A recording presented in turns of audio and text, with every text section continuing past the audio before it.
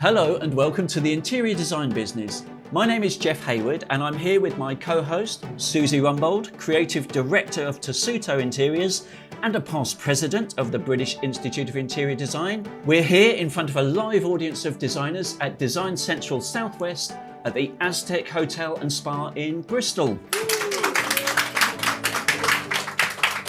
And today we are going to be talking about taking the interior outside. Susie. In the 1920s, Lord Rothschild, talking to a city gardening club, said, "No garden, however small, should ever be without its 2 acres of rough woodland." A century later, the reality for most of us is rather different. Today, any home is fortunate if it includes even the most minuscule terrace or patio, and these spaces have never been more appreciated and cherished by their owners. Intimately connected with the interiors of our homes, we use these places to relax, eat, socialise and connect with nature, and we appreciate the contribution that they make to our well-being and mental health. But who should be trusted with the design of these significant spaces? Is it the role of the interior designer or the role of the garden designer? And should these relate to the interior or the exterior of the host building? Welcome to the Interior Design Business. Today we are lucky enough to be joined by 2 very special guests, Caroline Palk of Ashton House Design and Cathryn Bishop of Cornish Interiors. Welcome to you both. Thank you. Thank you. Caroline and Cathryn, before we begin, could you possibly each give us a brief introduction to yourself and your business? Caroline, do you want to go first? Yeah, I will do. Hi, I'm Caroline. I have Ashton House Design. We are based in Ashburton in Devon. I don't know if you know that area, but I started the business just over 3 decades ago. I was working in London before then and returned to my West Country roots, where I set up our interior design studio and business, and we now employ, there's 8 of us in our business, and we work throughout the Southwest and beyond. Normally all of our projects start in the Southwest, but we get taken all over the country and internationally as well.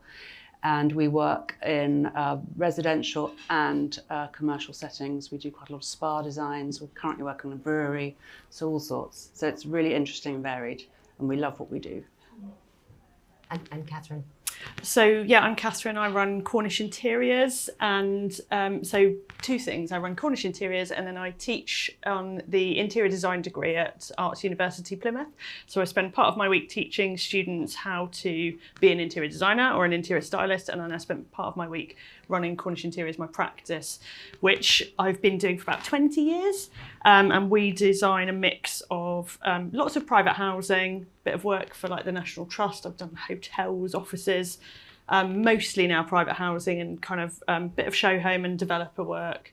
And ditto, I would say, lots of our work is Southwest, but then those clients take us wherever their other properties might be. So we've been lucky enough to design in New York, in Barbados, in some nice exotic sounding locations. So yeah, all over, and ditto. Like I'm born and brought up in Cornwall, so that's where my kind of roots are. Controversially, Cornish Interiors based in Plymouth, over the Tamar. Does that mean the jam goes on top or underneath? Oh, always jam first. Don't no one shout at me for that. Jam first. Actually, Don't.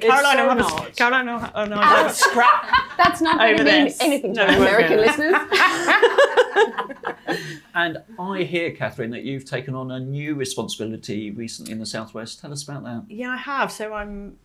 When Susie said about being previous president of the BIID, I'm now a regional ambassador for the Southwest, for the British Institute of Interior Design. They've just decided to get regional ambassadors to cover more of the regions, and I'm the regional ambassador for the Southwest region. So you're out there connecting designers with what the BIID offers and everything good about that? Yeah, exactly. There's a pretty good network in the Southwest for interior designers. Lots of us communicate a lot anyway, but this is sort of formalising it, I guess, a bit. Fantastic. Yeah. Good, excellent. So first question, Caroline, come to you. Yes. Are modern gardens merely outside rooms? Oh, I don't think so. I think that you have to relate the inside to the outside, and I think that's what we talk a lot about when we're first working on a project, is how those spaces are going to interact. we think particularly about how a door is going to open and how the floor is going to continue inside and outside. And I think for me, that's one of the kind of key things. So creating something that you really want to go to, that your eye is led to, that's got some intrigue. I mean, it often depends on the size. We're really fortunate in Devon. A lot of our projects do have quite large outside spaces. So that kind of makes it easier in a way, because you're kind of like creating lots of rooms almost. So creating something that's your first room to kind of go to. I always think of Sissinghurst when I think of this, because it's just so wonderful. It has all those rooms that are like planted, so there's like a white garden, and I've always loved that idea. Not that we work at that sort of level, but it's just that idea of going from one room to another, I think, is a really nice way of thinking of your outside space. So a series of rooms rather than perhaps one. Yeah, and just not having everything all presented to you straight away, about that intrigue and about having areas that, like it might be a sculpture, it might be something lit, it might be a water feature that leads you, like a rill or something like that. So having these things that take you out and lead you, but then you turn a corner and there's like a lovely surprise. And I love that. There's like a cabin or a loggia or something that's like, wow, I'm going to go and visit that now. So having these points of interest, I think, is really important. So something a bit more sophisticated and complex, perhaps, than we might think. Yeah, I like that idea of like a reveal. A reveal, which is a bit like in an interior. And, it's that idea of like, it's not all there in front of you straight away. It's the layers, and it's about kind of unpeeling all those different elements. You talk about that kind of hierarchy of space, don't you, in an interior? So there's the sort of first space in your home where not everyone's allowed in, but lots of people are allowed in, sort of the kitchen, the public spaces. And then that hierarchy of spaces, you go back up into finally the bedroom, where you'd hope not everyone is allowed in.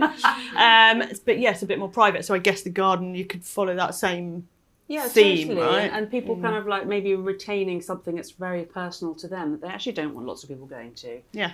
I've got a client who's just done a library for her. It's like, I don't want anyone coming in this library. This is my space. So it's the same in a garden. It could be like, this is my special place. I've got this little shepherd's hut tucked around there. That's for me to write in. No one else allowed, thank you. Oh, so I think it's the man shed. It's the man, yes, exactly. Definitely. And is the garden design usually included as part of the initial design brief, or is it something that tends to get kind of bolted on later in the project? So I think if you've got a client who starts out this process with a lot of thought, then it should be holistic, right? The whole thing should read together. There's nothing worse, in the same way as you don't want the lighting design to be a completely separate thought to the interior design. It's all got to sit and kind of sing together. That's not always the case though in real life, is it? So, and always the garden's done right at the end, and the project has been on site often if it's a new build, or even if it's a refurb, it's been on site for kind of a year and a half sometimes. I've literally got a picture in my head of a project we're doing at the moment in Surrey. It's a pigsty, so there's been like a cabin for the builders to work in all that time. There's been cranes, so the garden is destroyed, and then it's got to be built back up. So it's often the last thing to get done in a project, but it shouldn't be. I think you're right. I think it should be done at the same time, but I think the reality is it doesn't. Yeah. I think everyone gets so focused on inside because they want to get their living space sorted, that it drags. It can be an afterthought, and I've got right? exactly the same. I've got a couple of projects where the outside spaces are they're awful. I mean, they're just building sites because that's... But do you ever then suggest to your clients, when you're taking that first brief, what are we doing about the garden? I don't know about you, but we often get employed alongside. We'll get employed alongside an architect, a landscape gardener, a gardener, whatever it might be. So we're all employed at the same time. Yeah. But I just think sometimes the logistics of it mean that the outside space does slightly follow on. Just seems to happen that way. And also, a lot of our clients are really interested in their gardens, and they're out gardening and designing it themselves anyway. So. Yeah, we're similar, as in we would normally expect... my knowledge of plants is shocking. I wouldn't trust me to choose plants that would survive in an outside space. My knowledge of interiors, hopefully, is better. But yeah, the outside space, I would definitely put all my faith into a garden designer. Landscape designer or garden designer, or potentially a mix of the two. But massive crossover between where... bit like architect and interior designer, where our role stops and their role starts, So definitely we'd want to govern how those finishes from interior lead to exterior, the furniture choices from interior to exterior, if you've got the luxury of outside space enough to have furniture out there. And yeah, kind of how the two work together. And like you were saying, kind of lines of sight out of your property into the garden. And the reverse of it, how are you bringing that exterior into the house? Back inside. Yeah, so that we live in a world where nature is, you know, we're inside for something like 90% of our lives, and that's not how we were intended to be. So we need to bring that outside in. Any tips for stopping those kind of last minute decisions happening, because it is at the end of the project and the client is obviously rushing to get you off site. So any advice for how you manage that to make sure the client does think of it at the first meeting? So I think it's about including that just in this early discussion point of kind of, you know, when you're coming up with concepts, including concepts as an interior designer for exterior furniture, even at that early stage, especially like, and Caroline will be the same, I'm sure, you're designing houses that are coastal, they're riverside, countryside. Yeah, you've really got to think about that outside space early on. Yeah, because oftentimes, for me anyway, the clients bought the property because they love where it's located. Of course. So that's a big part of it. And what sort of questions are you then asking your client? I mean, about their lifestyle in the garden. I mean, what do you say, Caroline? Isn't it? I mean, I think it's quite like when we're interrogated about their interiors, to be honest. It's, you know, is it sociable seating? Is it lying? Is it sunbathing? Do you want shelter?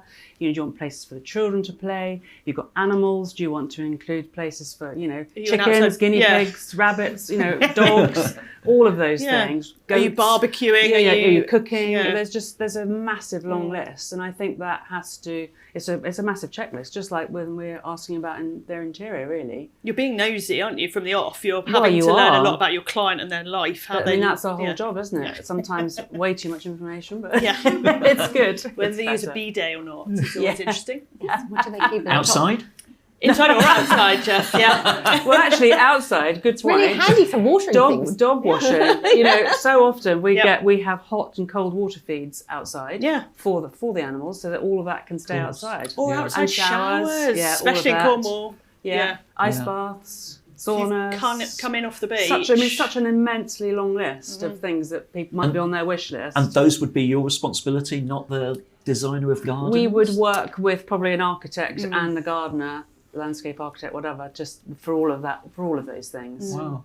So yeah, it is. But you know, we get asked more and more because, you know, we make it our business to know about stuff. I think there's a distinction between in garden and outdoor spaces generally about the hard landscaping. Yes. As opposed to the soft landscaping, which is the planting. There's the plants, and then there's all the other stuff. And then there's all the structure and other stuff, which really falls more, I think, or can often fall into the interior designer's pot. You've kind of almost answered this question. I was going to ask you whether you thought that gardening was a spectator sport, because I think in cities sometimes it can be, but you've just said that your clients are heavily engaged in the garden. Not always, but sometimes it can be like literally something they want to look at out of their window and they never plan to touch it. But then I'm sort of thinking perhaps maybe I turn the question around and rather than sort of saying if it's not a spectator sport, is it more about, yes, have they got time where they're actually, you know, what are the arrangements then, I suppose, for maintaining the garden? Have they, you know, are they going to have a gardener or are they going to do it themselves? And do they cook? Are they going to be growing things? I think all of those things. And it's a mix, you know, and everyone's different. I mean, so often I'll go and I'll see a client on his tractor mowing the grass because that's their downtime. That's relaxing. You know, it's not the hard graft of like digging up beds and things, but it's like, I want to do that bit.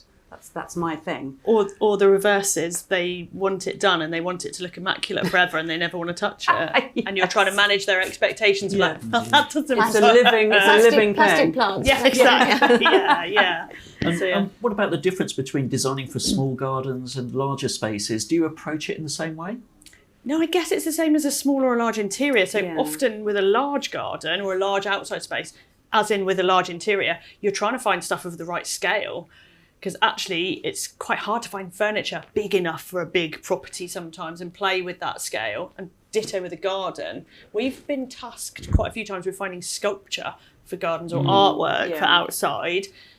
as in having a focal point, especially I'm thinking of a particular garden in Cornwall that we did right on the beach. The amount of plants that will actually survive in that location is really restricted. It's a rental property, so you haven't got that maintenance happening. So we did beautiful big sculpture as the focal point in the garden. So that's where you are really crossing over, because you've got to get electrics out to that to light it. You might want water feeds out there. So it's a real mix of interior design, landscape architect involvement, architects involved in that, electrician, plumber. All the services. Yeah. Yeah, amazing. And from a styles perspective, should the garden always be echoing the interior? Good question. I don't think it always has to do. I mean, I think when I thought about that question, I thought of how often you see a really contemporary extension on a more period house, and how fantastic that looks to see. So I think that it's just down to taste, isn't it? And kind of what your client's brief might be in terms of how they want those spaces to flow. I mean, I think, like I said about the kind of floor finishing, having something that relates the two is really nice. But then it could be a complete surprise.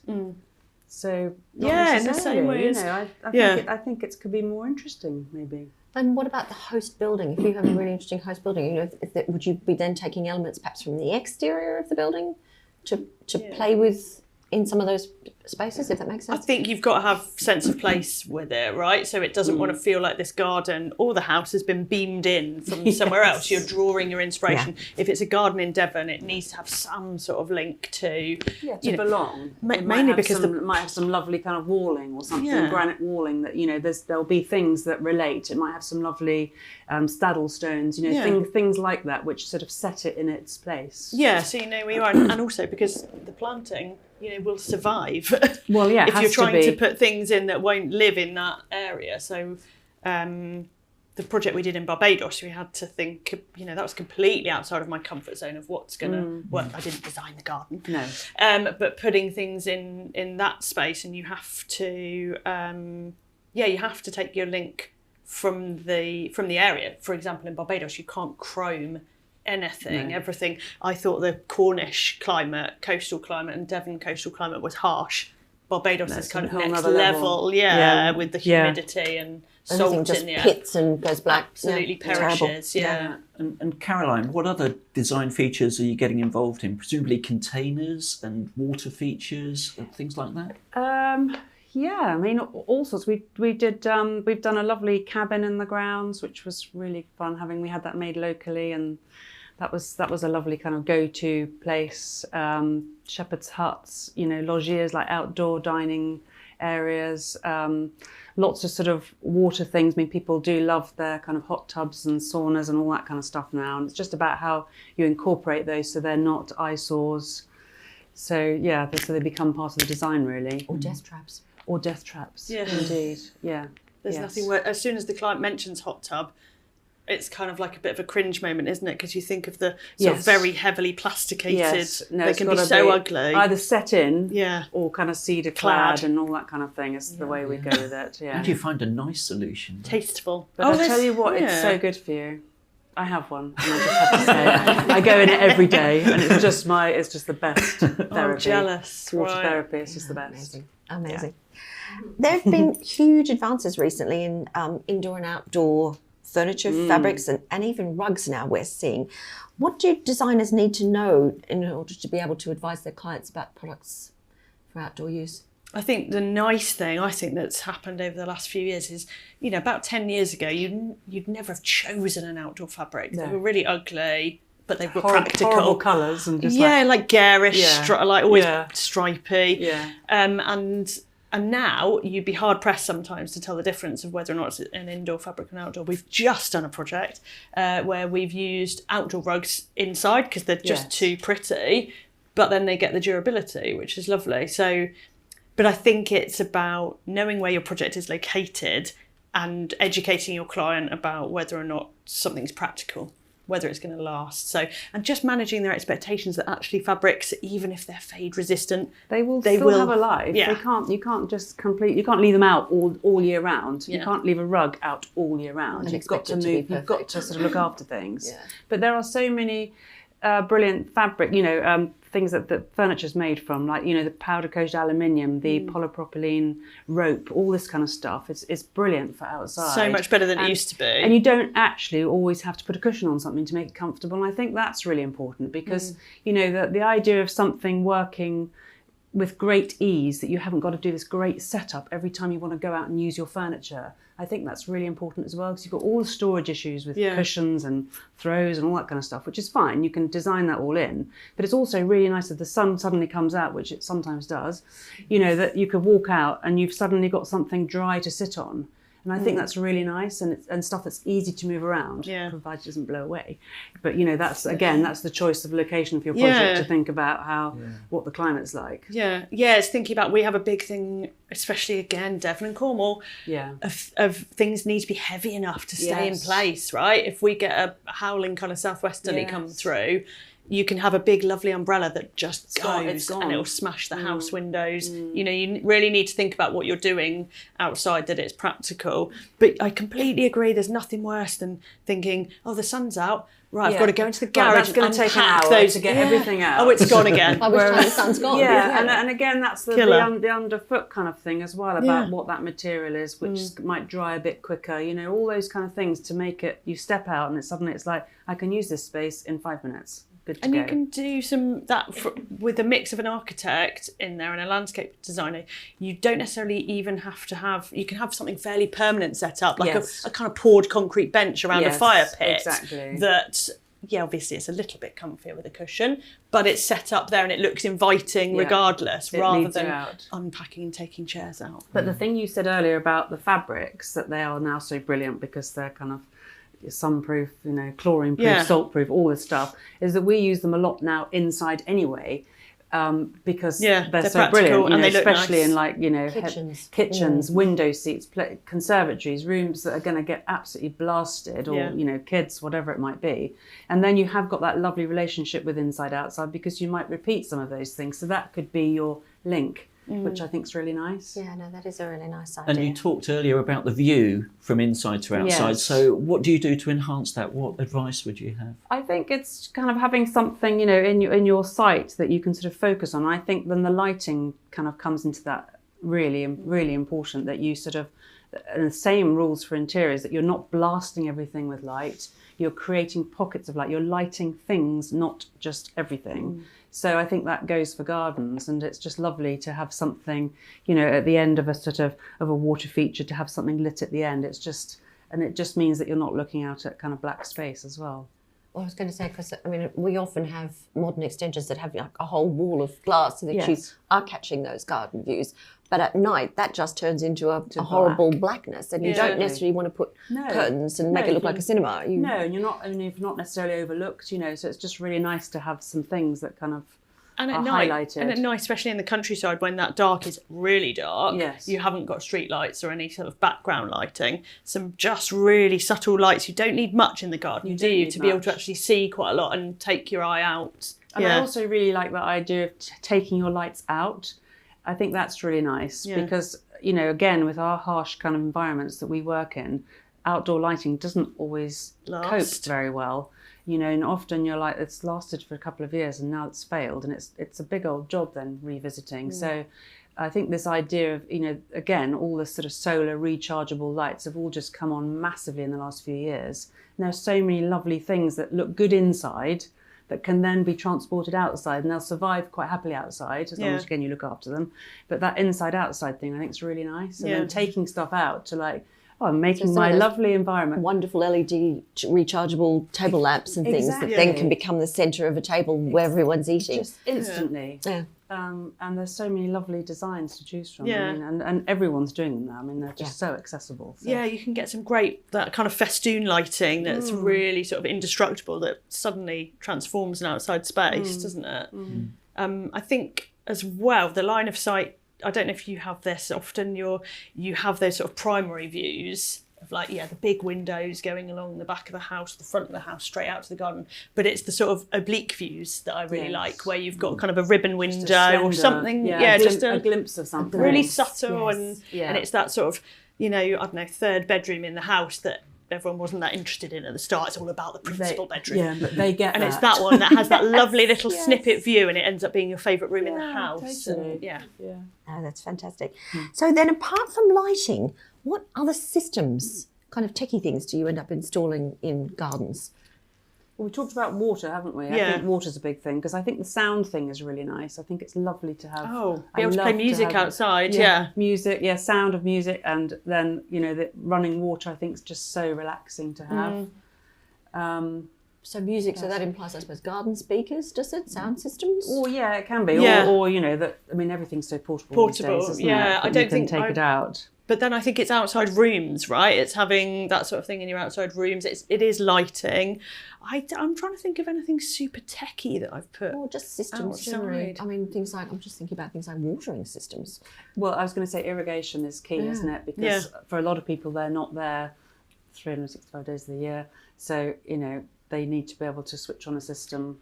And then again, it's thinking about where your project is. So again, southwest, we're pretty lucky with our rain. If you're doing something more tropical, that's when you might need to have that, irrigation powered, and security as well is a lot for our clients. Yes. Like Yes. the garden Yes. is a big space to access the house from, right? I was going to ask about cameras because outdoor cameras are a thing not just for security but for watching wildlife. So would you actually be involved in the choice of cameras? Setting up a bird hide in the garden, Yeah. love Oh, it. wow. I think you'd call on the experts. Cameras are like, cameras are, I don't know about you, they're the bane of my life. They're They're pretty so ugly, ugly. aren't they? Yeah, and it's normally like a big white plastic kind of fisheye looking thing on the outside of the house that's so sensitively done, and then you've got this kind of, it's like Monster, a smoke detector or it's just the things that the interior designers don't want and we have to have. Yeah. We'd normally be asking them to be powder coated and hidden away as much as possible. Yeah. But we'd be taking the advice of someone. Normally, you'd have a specific a security person. Yes. designer for security, to help you out with that. Okay. And the other thing that fascinates me about gardens is they're not fixed things. They grow, they change. dynamically change. Yeah. So how much forethought are you putting into that tree's going to grow and overgrow into that direction, which is going to interfere with the sightline there? I mean, are you thinking about that? Well, I think possibly, but I think again that's going to really come into the sort of remit of the landscape architect or the plants person who's doing that. But I just thinking about that. I mean, I love using some of the elements that are in the garden, mature things like trees, to like build seats around. And I think that it's really nice to kind of work with some of those really mature things. And, they are really mature. So they're already there. They're not going to change that much.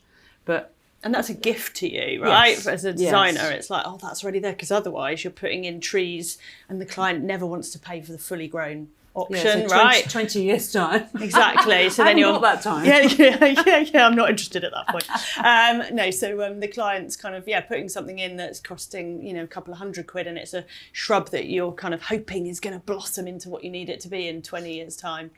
And it's waiting for it to not even waiting for the trees to mature. You're literally waiting for the grass to bed in, aren't you? That's just been rolled out, and you're trying to take the photos of that finished project. And kind of a bit of Photoshop to get rid of those lines where the turf's still bedding in. So time spent in any garden is said to bring great mental health benefits. Caroline, any thoughts? Well, absolutely. I just think, we talked about being outdoors, so good for you, but I think nurturing and growing things is just so wonderful. And the idea also of growing things that have a purpose, so growing things that you're going to eat, and that combination of edible things and things that you don't eat. But I mean, they do it really well at like somewhere like Rosemore, which is a lovely garden up in North Devon. But where they combine all that planting, and I love all of that. So you sort of get a cabbage in amongst a beautiful flower, and I think that's a lovely way to approach your garden design as well, so that you really do reap your rewards because you're picking what you're eating, what you're growing. It's great. And then are there any other ways? The spending time outdoors, right? That's crucial from a mental health point of view. Exactly as Caroline says, you know, if you can spend some time that you're investing in something and it's giving you something back, the proven benefits to mental health are huge, and spending time in nature, absolutely key. And I think it can look beautiful as well, like you say, a raised bed with kind of sleepers around it, and doesn't everyone love the idea of strolling outside and picking some lettuce to go with their dinner, flowers and all of that kind of, all of that stuff is just great, isn't it? I mean, I wonder, do you ever get clients who don't want to use their garden? Yes. How do you work with those type of? I was going to say no to that. So majority of clients are, you know, when you picture the client in your head, yes, I definitely do. So most of my clients, 100% would love their garden, but I've definitely got clients who, not necessarily they don't want to, you just know they're never going to touch it. Right. It's a sort of almost like a piece of art hanging on the wall. And they want it kind of as maintenance free as possible.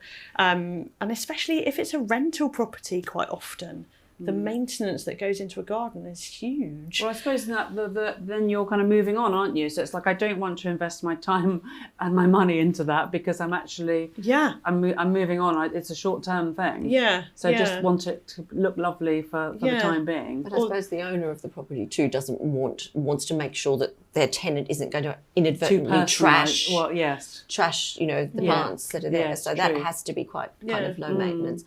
I think perhaps the kind of people not wanting to get involved thing is much more of a city phenomenon, because we certainly have clients who a city phenomenon. Yes. You know, they might have a small terrace or a patio and they really are not interested. They just want to look at it and they want it always to look beautiful and never to have to touch it or prune it or trim it or water it. That's the client I'm thinking of. I was thinking of exactly that. A client who's in London, and we did their terrace for them, beautiful outside terrace space, but probably wouldn't have been somewhere that they'd sit out a lot. It was almost like a kind of view from their space. So something to look at. So we were putting things out there that were kind of permanently and going to... And it may not face the right direction. If it's north facing, then you know, and it gets no sun, then actually it's not ever going to be pleasant except on maybe half a dozen super hot days a year to sit out anyway. So it really is just a view. Yes.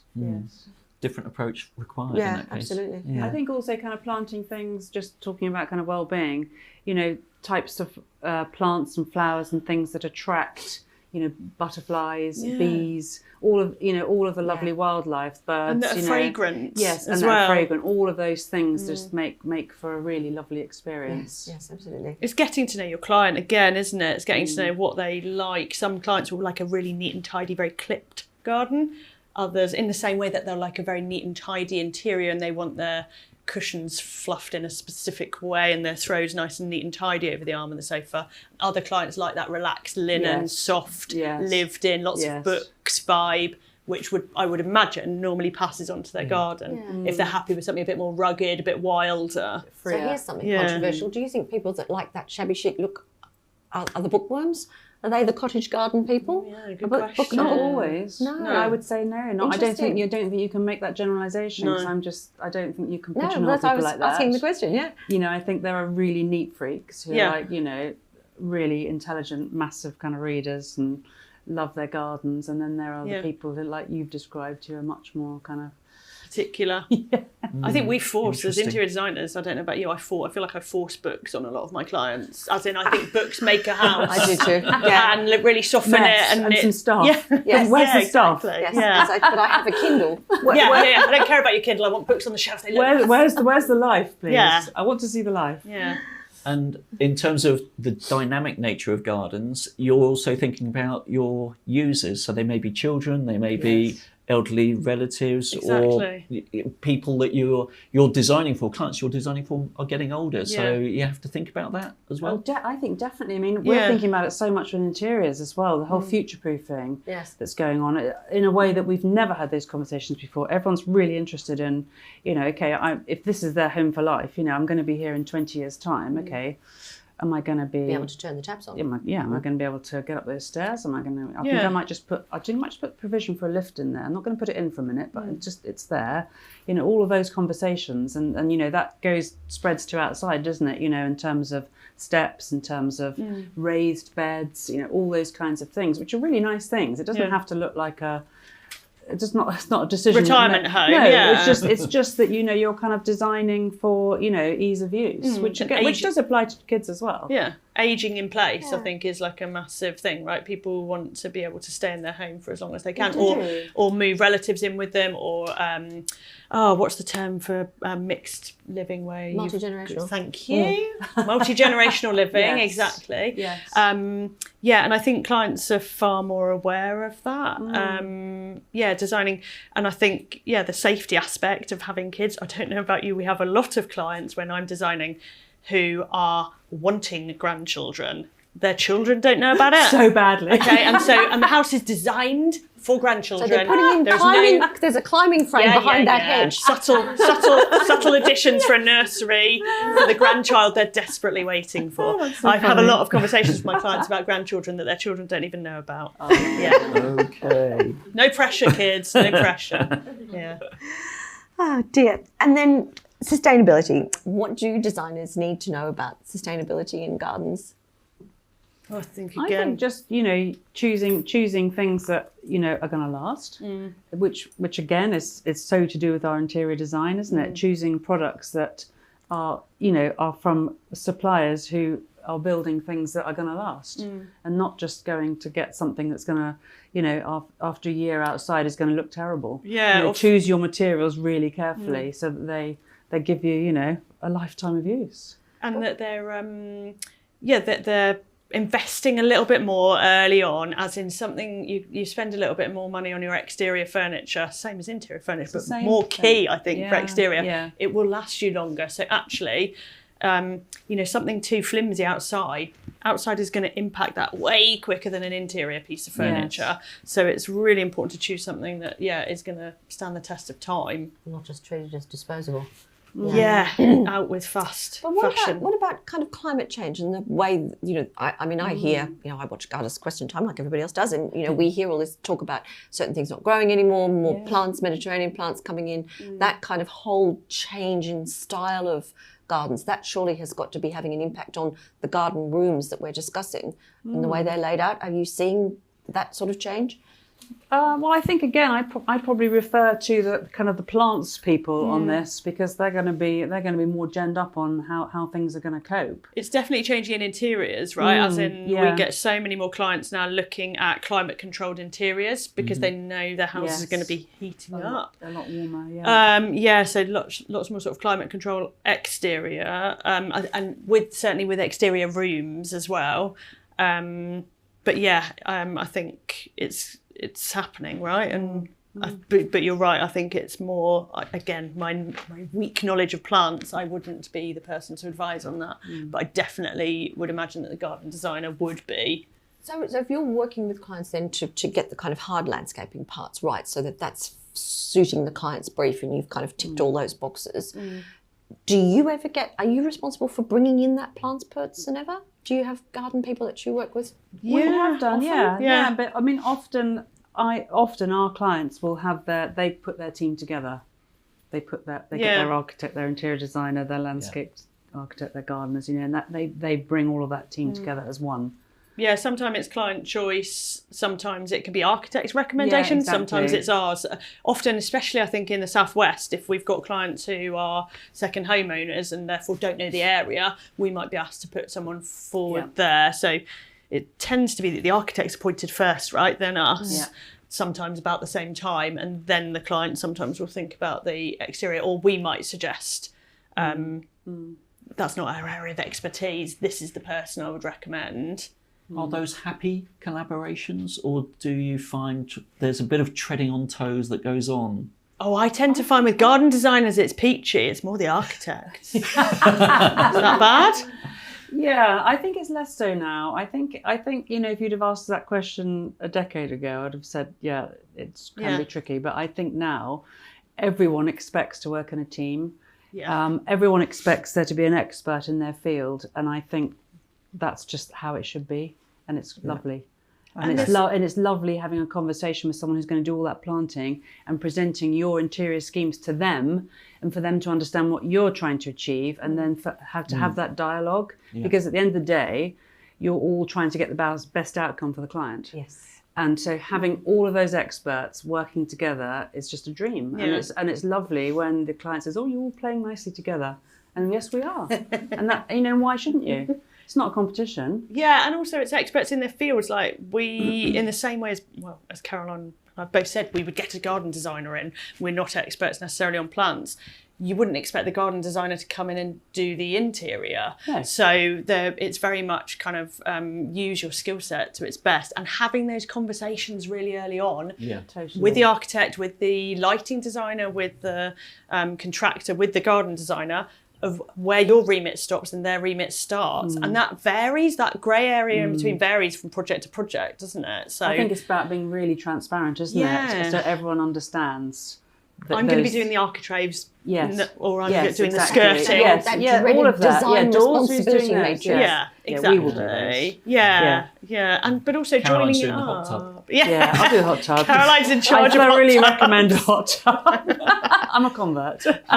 And where it starts and stops. So, Yeah. and again, not just kind of going, well, my remit is up here to the hard landscaping, and then I stop and hand over to you. Because then it'll look like that. Exactly, It won't be it's joined up. disjointed. I was just thinking about two other things too. We haven't discussed swimming pools or tennis courts. Oh, Oh my goodness! I made Everyone a needs one. note about those, actually. Yeah, because they're massive, aren't they? Yeah. The whole swimming pool. Yeah. Yeah, I mean... I've yet And to do a obviously tennis court. So then you'll have a swimming pool contractor as well that you then have to work with because you've got a plant room associated with that and all the kit, and that all has to go somewhere. Yeah. And do you get involved in the tiling that goes in the swimming pool? Yes, totally. it's 100%. Because we do lots of spa design, so that's, for us, it's like a massive comfort zone, and we're really interested in tiles. Interesting. I was going to say... And what the watercolour is. Yes.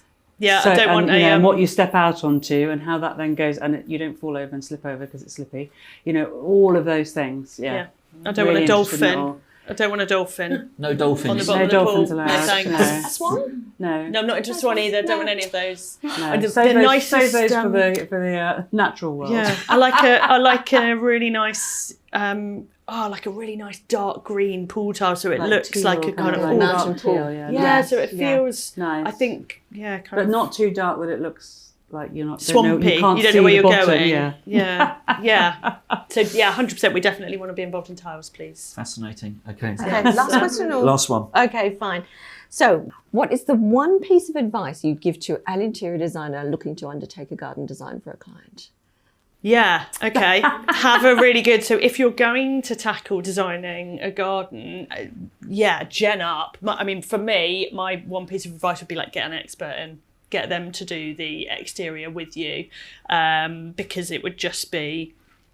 I think it's, playing to your strengths. And if you don't know anything about it and your client is asking you to design the garden...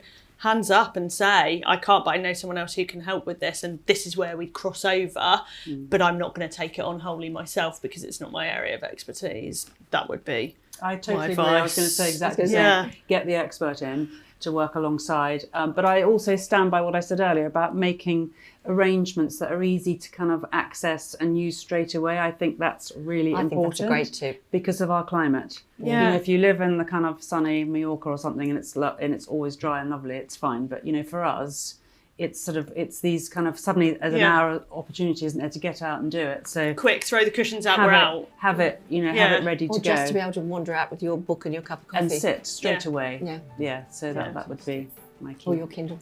Yeah. Or your Kindle. Kindles You are can have a allowed. Kindle. But Wonderful. Thanks so much. Let's have a round of applause. And thank you to our live audience and to our hosts here at Design Central Southwest. We do hope you've enjoyed this episode, and please do get in touch on our social channels at Interior Design Business Pod to share any feedback. The Interior Design Business is a Wildwood Plus production.